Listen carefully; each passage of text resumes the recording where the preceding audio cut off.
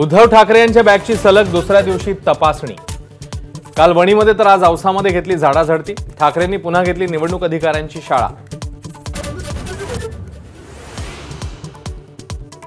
ज्यांच्या हातून पैसे सुटत नाहीत त्यांच्या बॅगा कशाला तपासता? राज ठाकरेंचा उद्धव ठाकरेंवर हल्लाबोल।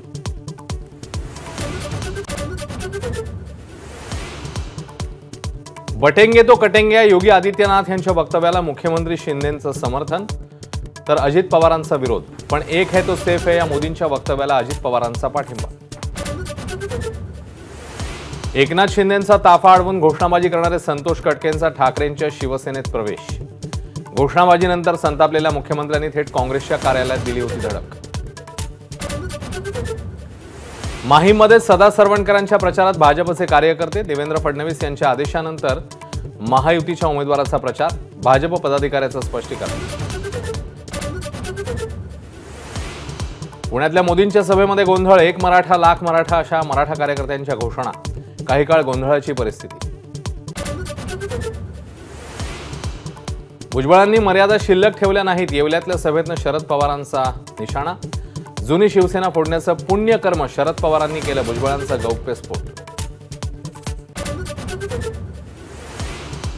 विक्रोळीत होणाऱ्या राज ठाकरेंच्या सभेत मनसैनिकांनी लावली संजय राऊतांसाठी खुर्ची। राज ठाकरेंकडून राजकारणाची भाषा शिकावी म्हणून राऊतांसाठी केली व्यवस्था। एक जागा आली नाही तर फरक पडणार नाही या रवी राणांच्या वक्तव्यावर अजित पवारांचा संताप। समज देण्याचा फडणवीसांना सल्ला तर एकनाथ शिंदेंनीही राणांना फटकारलं। नवाब मलिकांच्या जामिनाला विरोध करत हायकोर्टात याचिका। वैद्यकीय जामिनाचा मलिकांकडून गैरवापर होत असल्याचा आरोप। हायकोर्टाच्या निर्णयाकडे लक्ष। हरियाणाची पुनरावृत्ती टाळण्यासाठी उद्धव ठाकरेंचं नाव मुख्यमंत्री पदासाठी जाहीर करा। आपचे खासदार संजय सिंग यांची मागणी। हरियाणावरून काँग्रेसला टोला।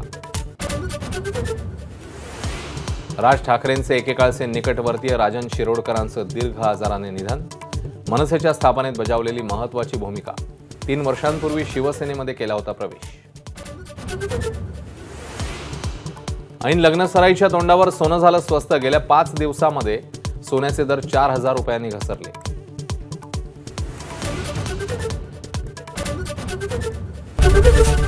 एबीपी माझा, उघडा डोळे बघा नीट।